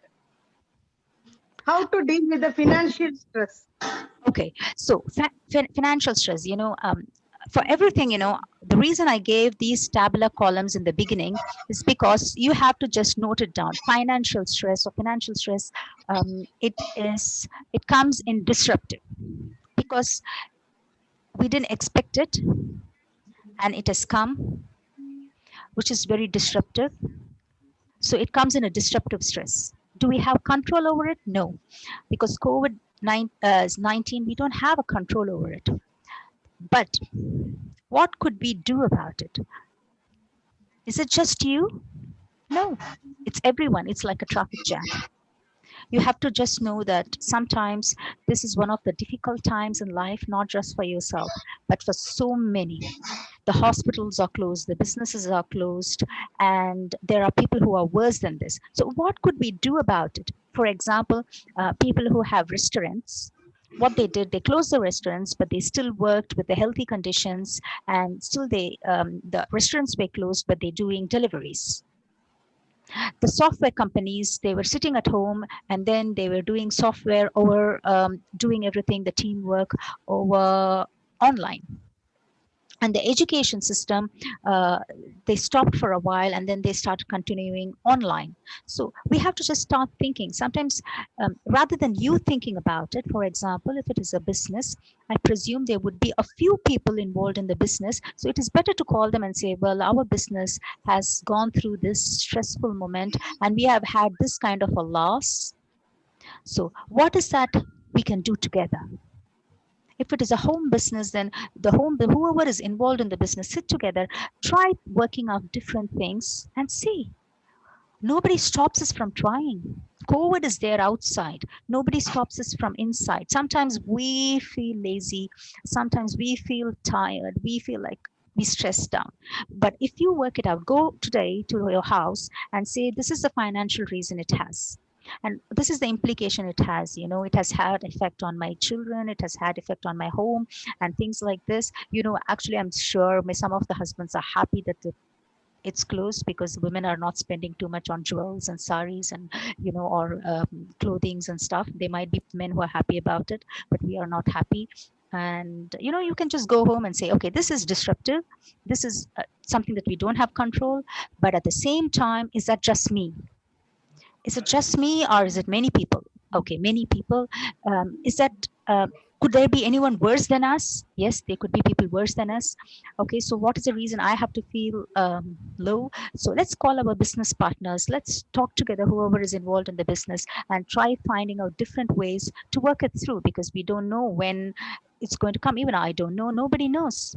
Nobody knows. So see, for example, I myself was doing on ground, but now we have started doing Zoom. And it feels like even after the COVID-19 has gone, the Zoom has become so popular, and because it is connected across the world, and we might still continue on this. So that's exactly how you take it. That's the point I said. You have to go home, have a journal, and start saying disruptive, non-disruptive.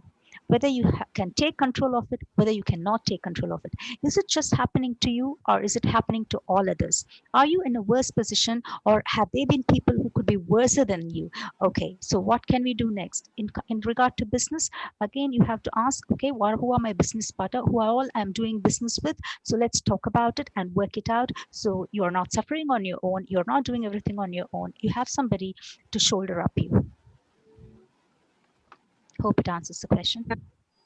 Another question by Dr. Ganesh. How to identify if another person is stressed and give some remedies for that? Okay, you can easily tell, like, the cat that I showed in the beginning, that they cannot identify, but we would be able to identify because they will look very tired. Usually people who are stressed will look tired, weary. Sometimes they might feel a bit sleepy, or they might get angry, quickly angry. The best marker is if you know your friend or your relative for a long time and there is a change in the personality.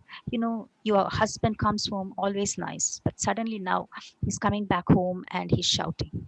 So there's something wrong in the home. Your children was always good, but now he's coming home and he's very dull. He doesn't want to talk about school. So what's happening? So that's how your friend, suddenly he feels very withdrawn and not coming for parties or get together. So what's happening? So you can easily find out the other person is stressed. But obviously, one thing that we should make sure is we are not judgmental. We cannot judge on others. I think the judgment should start from ourselves. We have to first judge ourselves until and unless you think your friend is really in trouble and you have to help. Otherwise, all things start from us. We shouldn't be judgmental about others because we really don't know something if they don't want to disclose something. Some people might go through divorce and we would never know. They won't tell at work, but you can identify there's something wrong going on. But if you can ask, you look a bit dull, is that all right? Is everything going all right? If you feel comfortable, tell us. If they feel comfortable, they will tell you. But if they don't feel comfortable, then that's their comfort zone. You should not pull them out because it's just going through it by themselves. Maybe they are taking counseling elsewhere, so they will recover, and you have to give them their space. So it's about judgment. It's about knowing what we can do in what circumstances, to be honest. How to control my anger? Okay, anger. It depends on what is the reason you're getting angry for. It's a stress management. Anger management is completely a different course. But I always say when somebody is getting angry, to have a glass of water. Just do something different.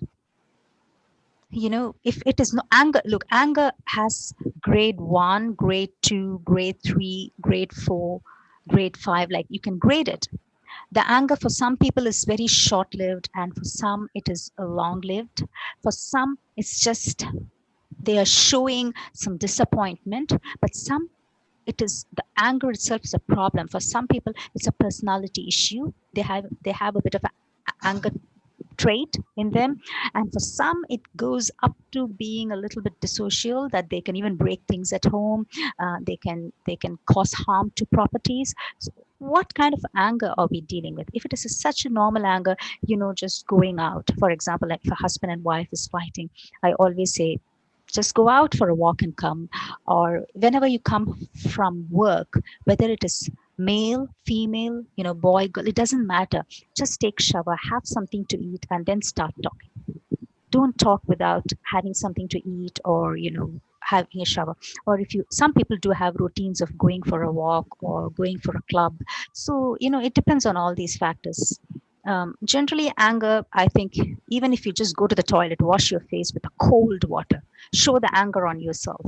I say wash it with a really cold water. Or, or really hot, no, not hot, cold water, because anger is already, must have increased the temperature. So wash it with cold water and say, I'm all right. I think that kind of calms down. Or drinking a glass of water. because these are biological ways of helping oneself. How to channelize the high personal stress among the adolescents? For example? Example was not given by the participant. Okay. You know, adolescent is a time that where the hormones are changing. So basically what they need is they have to know if they are feeling up and down, it's normal. If they are feeling up and down, it's normal. If they are just picking up some fight, it's normal. Actually, the teachers have to know and the parents have to know that it is normal. We did that with our parents and they will do it to us. And the teachers also, you know, it's kind of stage. Usually they don't cause trouble in the schools, but the adolescence problem comes in the home a lot with their parents. And mother and daughter is a very good combination, I think. When they are growing, they can have a lot of arguments. So it is normal. So let's not say, oh my God, he's a bad child or she's a bad child, because that's a normal thing. But when it goes out of control, I think they will have to know that that's wrong then. That's wrong. So they have to have some remedies, the same like every other human beings. You know, sometimes they can just go to their, instead of shouting, they can go to their room, sit down, calm down, take a paper and write it down. Or if they have a practice of going out and playing for a while, they could rather do that. But what I wouldn't suggest is unnecessarily going to the mobile phones. That's no. If you're having very horrible time, if you're feeling very angry, I would not recommend that you take your mobile phone and start texting your friends about yourself, that you're angry about your mom. You can do once in a while if you have a close friend, but that should not be a practice. You have to know to deal yourself. Just go home, go to your room, sit quietly, calm yourself down. You can do a bit of a breathing exercise. You can do a bit of a OSA or breathing exercise. Calm yourself down and say, well, and let me write it down. I think the best thing is to write it down. This is for normal anger, adolescent anger stuff. But otherwise, a little bit of here and there by adolescent, it's normal. If they don't have it, then it's not adolescence. You know, everybody is going through the same adolescence, and to have a little bit of short span of tolerance, I think we have to accept that.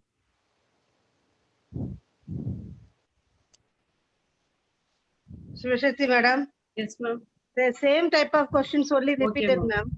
Okay. You know, if you tell me some specific situations, because if you're telling me something in general, then I'll have to answer something in general. But if you tell me, well, this is the problem I'm having a problem with a staff, or I'm having a problem with the management, or I'm having a problem with another teacher, this is what happened, this is what I said, and this caused me stress, then I would be able to advise more in specific. The problem is that the participants are given like that, ma'am. Okay.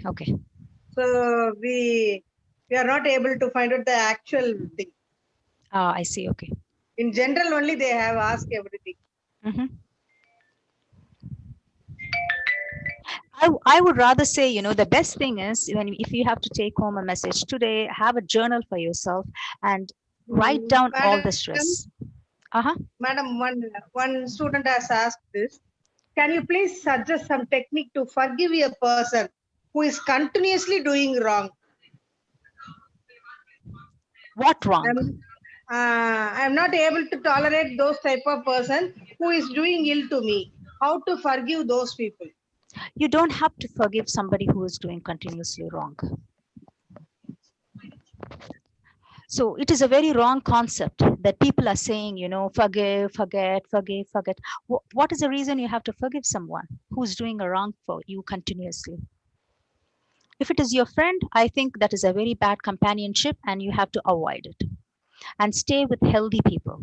Always avoid unhealthy friendships. If your friendship is troubling you, It is better that you do not stay with unhealthy friendship, because it will cause harm to the mind and to the body for a long time. You don't have to forgive anyone who is being horrible to you repeatedly, deliberately, knowing that they are doing wrong to you. That is harm.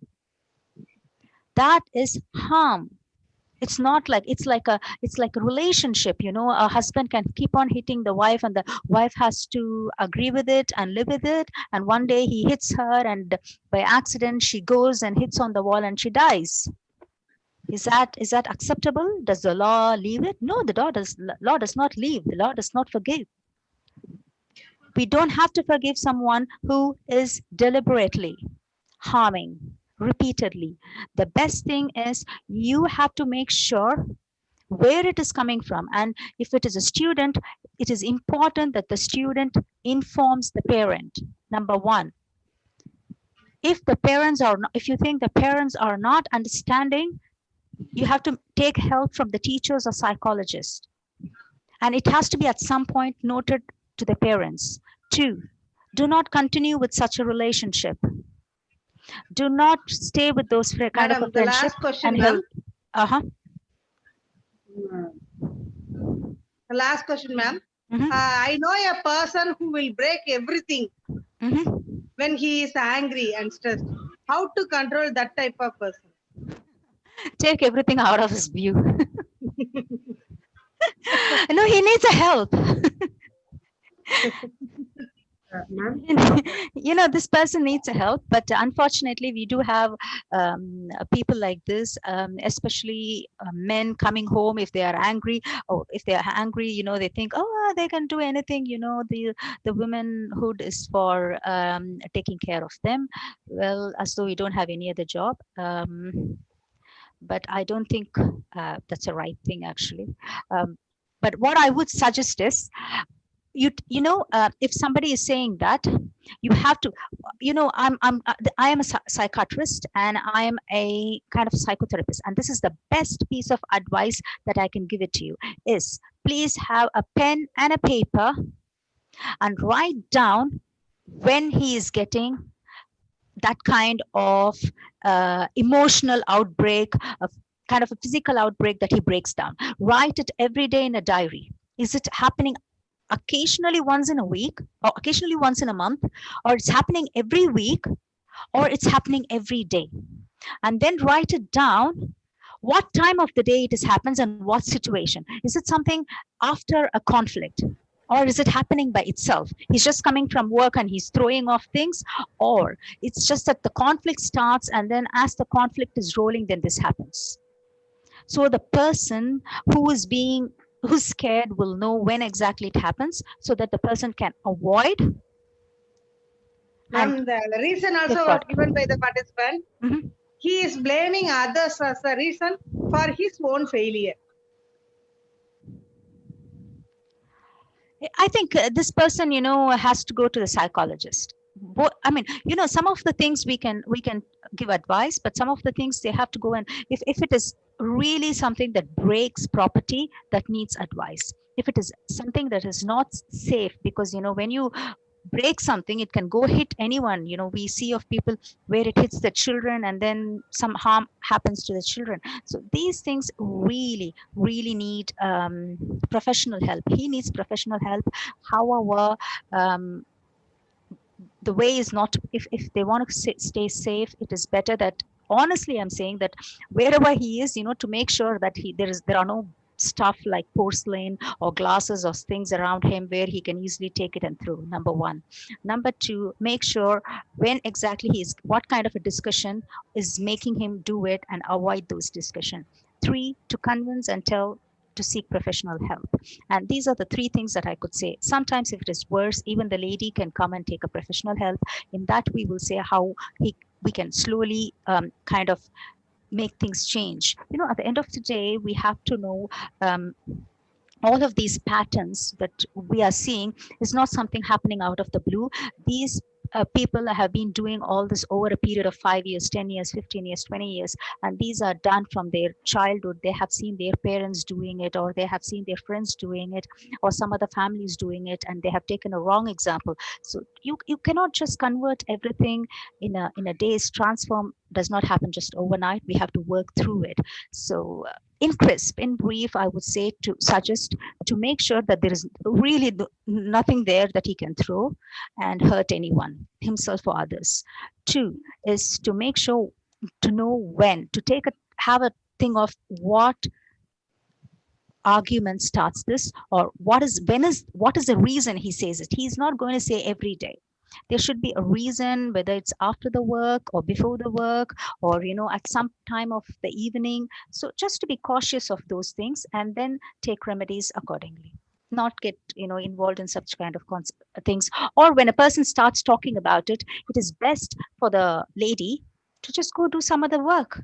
Just say excuse me and do some other work. You don't have to sit there and give a conversation to him, and then he gives a conversation back, and then it ends up in throwing. You could just say I have some other work and go to the kitchen or go to do some other work. Ma'am, Dr. Anisama, two or more participants want to interact with you. Sure. Panelist participants, if you want to talk to her, please unmute yourself. Yeah, good evening, ma'am. Good evening, ma'am. Yeah, thank you so much. It was such a wonderful session, and really you taught us a lot of stress techniques, in order to get free of stress. But there's one question, because I'm a teacher. I have a few students who are actually disturbed by certain superstitious beliefs. For example? Okay, and whenever, suppose just like spilling of salt, okay, that could be considered as a bad thing happening in their life. If suppose somebody says that you will not be able to do anything, that is taken very seriously, that you will not be able to achieve anything in life. Okay, sometimes the students they tease each other. Okay, because there's something like. So all these things, they take it directly to their heart, and they get stressed out a lot. So sometimes I'm totally confused how to help such students, ma'am. So if you could just suggest a few techniques in order to help them get over these superstitious, especially the stress because of these phobias and superstitious beliefs, ma'am. Okay. Well, again, I will say that, how to identify if this person need a specialist consultation, or if it could be done by the teachers. That is, if a student is having a problem and it is affecting their studies, it is affecting their everyday life, and it really is disruptive, and it is disturbing them, then that needs specialist consultation. However, if the student's life is not disruptive, is not affecting their life, it's not affecting their studies, but it's just their personality that they want to get over with and they want some help, yes, that teachers can do. And the teachers, what they could do is, it is called as cognitive behavioral therapy. It's a part of cognitive behavioral therapy that we teach for the teachers. That, for example, you said salt. So what you have to do is get the students, have a cup of salt with you, and pour the salt. Whatever superstitious stuff they have, just pour the salt that day and ask the students to go home and come back the next day. So if there's nothing that has happened, then you can tell the students, did you see that there's nothing happened? And then give them a scientific evidences to suggest that there's nothing happened. And then you tick the box.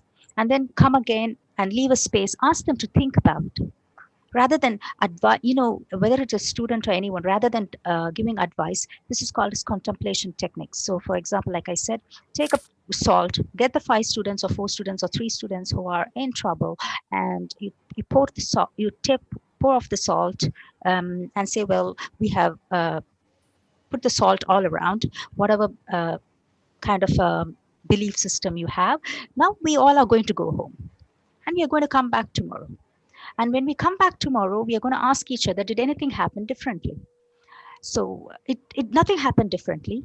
And then what you have to do is you have to just ask up the children to take and say contemplation technique. What do you think about all of this? Just write it down and ask every child to write it down. It's called as contemplation technique. And then leave a gap and then do it the next week with a different thing. If you do like that for 4 weeks, the children will feel okay. So it's just some kind of a superstitious belief, and there is no evidence to suggest that these are right, because we have tried it ourselves and our teacher herself tried it with us, and we see there's nothing happened. So that's wrong. That's it. For 4 weeks together, and contemplation, they have to write about it. What do you think about it? Could it be that, what we thought was not right is just a belief that has no evidence? So what kind of a helpful belief we could think of rather, so that really works. Yeah, thank you so much, ma'am. Definitely, I'll try this. I'll try this out. Definitely. Thank you so much. Ma'am, one question from YouTube. Uh-huh. Ma'am, we feel more angry or stressed during periods. How to control or feel cool during this time? Right. Okay. So it's quite common, because hormones, it's called as premenstrual tension. We all have it. And the best thing is the others to be saying, oh, okay, let's let her go, it's a premenstrual tension. But however, to noting in your diary when is your premenstrual time, and to make sure during the time of premenstrual time you practice some kind of meditation and calm yourself down. People do say, breathing exercise is good, meditation is good every day.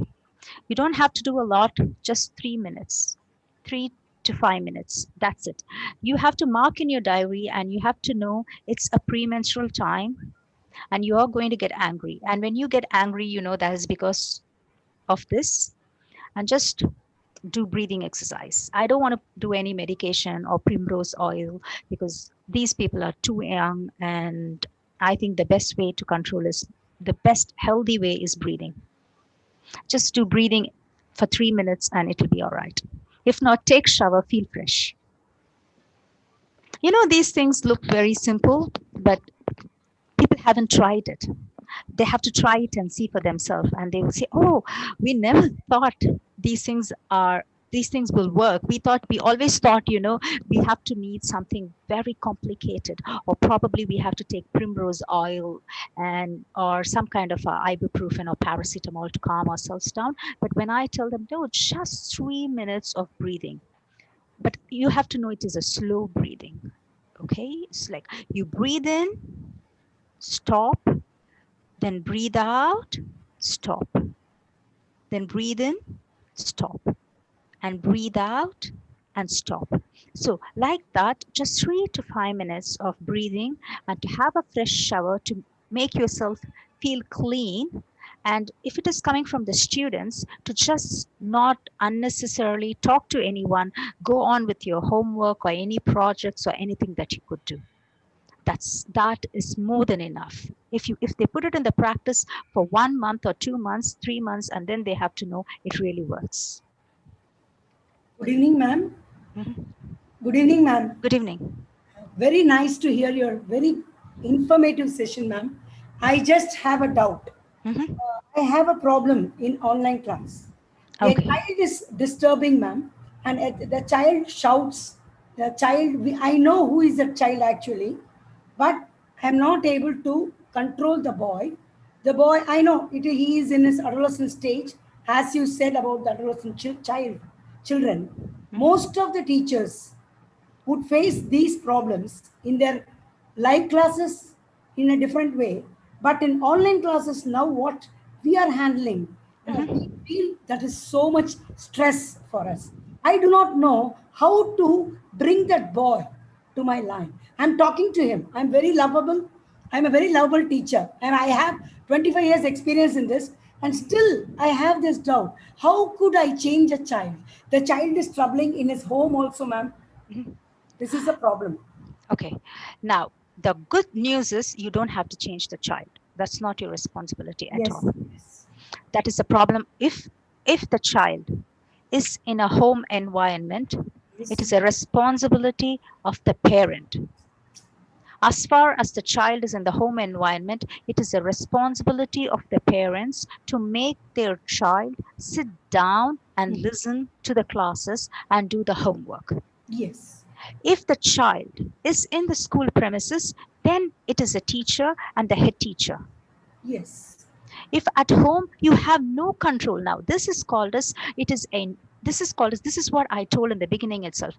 It's very easy. Now you have to put the stress, and when you write it down about the stress, you will write it down as it's a non-disruptive. It's like a course of life. It's a non-disruptive stress, but Right. this is something that we do not have control over. It's a non-control over stress. Yes. Now, is this thus for yourself? No, it is for many, and these things could be worse. So it is the person's parents' responsibility. Sometimes there are children who are not interested in online classes, and it is just next to impossible to get this done. But for some children, they might have some needs which we do not know, which the parents, you have to, what if I was you, what I would do is I would call the parent and say, well, this is the problem we have with your child. Your child is a brilliant person. He or she has been doing all these things, great work, but online is such a challenge for us, and he's not doing this. Would you mind sitting with him? Would you mind in the class? We can allow you, because I think he has some problem. Either you could sit with him or you can sit far away from him. You know, on the screen, you are seeing him, but the mother can sit next to him. Yeah. And can you please sit with your child next to him, maybe not on the screen, but away from him, and make sure that he's attending the classes and doing things. And I think as a parent, the mother should agree to do that, because it is a must. It's not some extra classes. It is the school classes going online, which the mother has to do. And if that fails, then you can say perhaps your child really needs maybe some kind of a counseling or some kind of a consultation. Yes, yes. So that's what you have to try. You have to first ask the child to be with the parent and say, the parents sit there and do it, and please help us in this. You have to be honest to the parents. You have to say, we need your help. Yes. It's in the home environment. It's not in the school environment. So you please sit next to the child and do this for us. But even if that is very difficult. That is difficult only, ma'am, for the parent actually. So if it is, he needs psychological help. He needs help. That's right. I mean, if it is something really that he would not sit even when his mother is there, he or she would not sit even if the mother is there. He's not able to sit, or if he has problem with attention, if he's overactive, or it could be something that he's black and white, but then again, if it is only online, now this is the problem with the kids. How old is the kid? 15 years. 15. Okay. So 15-year-old kid, I will expect that he engages online because they are good enough. It's not like 7-year, 8-year kid not engaging online. Because if a 7, 8-year kid not engaging online, you can say, well, that's normal. That's normal, because at 7, 8 years, we are all sending to school because they will see teacher face to face and they will learn. Yes. And they don't want to sit, they do sitting in the computer is they play. Yeah. They play all these games. So if it is 7, 8 years, it's fine. But if it is 15-year-old and he's not focusing on this thing, even when his mother is around, then it is a trouble and he needs consultation, counseling. Thank you. Yes, ma'am. Very nice explanation. Thank you very much, ma'am. No problem. Thank you. Thank you very much. Thank you. Thank you so much, ma'am. Thank you. Now I request Dr. P. Subramanian, Assistant Professor, Department of Learning and Dr. Subramanian, sir? Yes, ma'am. Now I request Dr. P. Subramanian, Assistant Professor, Tamil Nadu Teachers Education University, Chennai, to deliver the vote of thanks. Please, sir. May I audible, ma'am? Yes, sir. Yes, sir. Okay. Thank you so much. At the outset, it is my great privilege and it is my great honor to propose a hearty vote of thanks in this webinar. At the outset, I would like to thank our Honorable Vice Chancellor, sir, Professor Dr. N. Panchanadhan, sir. He is always motivating us to do a lot of programs during this pandemic period. Because of him only, because of his motivation only, these kind of webinars are possible. And we, on behalf of the organizing team, we wholeheartedly thank our Honorable Vice Chancellor, sir, in this regard. And I must thank our most respected registrar of our university, Professor V. Balakrishnan, sir. He is always encouraging us by giving his necessary permission to organize any event in Tamil Nadu Teachers Education University. Thank you so much, sir. And I must thank the Controller of Examinations, Dean of Faculty, the Professor and Head of Department of Education and Psychology, Professor Dr. M. Govindan, sir, for taking a lot of leadership, for taking efficient leadership towards organization of these kind of webinars. Thank you so much, sir. And I must thank the vibrant resource person, Dr. Aniza Muhammad Ali. Ma'am, you are the right person. You are the right person to explain about this concept.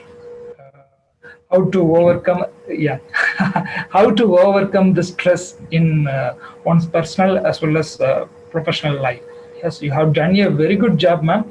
At the outset, we would like to thank you for accepting our invitation to present your ideas in our national webinar. And you have done you have done a very great job, and we are all inspired by your presentation. We are all delighted by your presentation. I assure you, ma'am, all the participants have taken notes of your presentation, and definitely they will bring your ideas. Then definitely they will reflect your ideas in the days to come. Thank you. Such a wonderful presentation you gave. And one more important point I have to mention here, and you have successfully defended all the questions raised by the participants in your own way.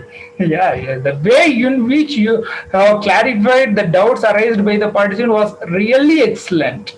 And so that only I'm telling that you are the right person to explain about this concept. You have done a very great job, and I must thank the Sivasakti madam for identifying a right person for explaining about this concept. You have done a very good job, ma'am. And I'm not sure busy schedule. We know that how the doctor profession is. I'm not sure busy schedule. You have spared your valuable time with us and making this occasion a very meaningful and interesting. We are delighted. Once again, we are delighted by your presentation, and all the participants have inspired by your presentation. Thank you so much, ma'am. Thank you. Thanks. And I must thank the organizing secretary of this webinar, one of the Sachin Tendulkar of our university, Dr. T. Sivasakti Rajamal. Why I am telling Dr. Sivasakti Rajamal is Sachin Tendulkar? In the couple of weeks, in the coming weeks, she is going to organize her 100th webinar. And she is known for her tireless efforts towards organization of series of webinars during this pandemic period. We are eagerly waiting for your 100th webinar, madam. Yes, you will do it. And organizing this kind of webinars is not an easy job. It takes a lot of time, it takes a lot of efforts. So in this regard, I wholeheartedly thank you, ma'am, for taking a lot of efforts towards organizing a series of webinars during this pandemic period. Being a brother of you, I wholeheartedly thank you, ma'am. Thank you, sir. Thank you so much. And I must thank the organizing committee members. Without them, this webinar is not possible. I must thank individually Dr. Joseph Catherine, Principal of Stella Matituna College of Education, Dr. K. Mohan sir, Deputy Registrar, Tamil Nadu Teachers Education University, Mr. Anbuselvam sir, Mr. Tirupati sir, Dr. K. Ratiswari madam from Tamil Nadu Teachers Education University, Mr. S. Balamurugan sir from Tamil Nadu Teachers Education University, and Dr. T. Premalada madam. Special thanks to Dr. Premalada madam. She is always encouraging us to do a lot of programs by giving her effective participation and by her. Thank you, ma'am, Premalada madam, and I must thank Dr. Arokya Elizabeth Josephine ma'am from Stella Matituna College of Education, and I must thank Dr. Vijayalakshmi, Mr. Arokya Sami, Mr. Vijay T. Agustin Jabakumar, and Dr. Rajkumar from Tyagarajar College of Preceptors.